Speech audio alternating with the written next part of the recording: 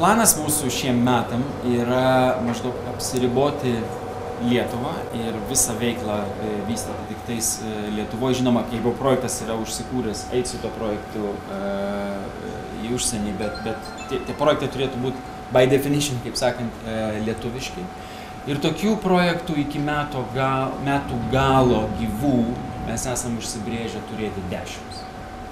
Šiai dienai mes jau turime 3 veikiančias kompanijas. 2, apie kuriuos jūs žinote, 3 mes dar vis nesiryžtam garsiai prabilti, bet šiaip jau tai nepaslaptis, tai irgi yra 3D spausdinimo srityje, nes tas sritim tikime labai ir ką Marius minėjo, kad 5-10 metų, aš iš tikrųjų labai noriu tikėti, kad proveržis 3D spausdinimo įvyks greičiau negu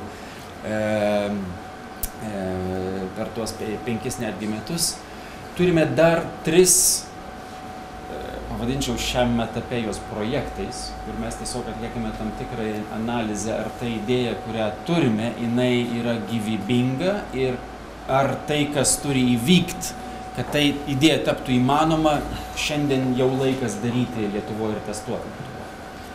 Dar dėl 4 idėjų esame tiesiog, taip sakant, turim lentą prisibraižę, kas tai galėtų būti, bet nesame apsisprendę, kuria kryptimi eis.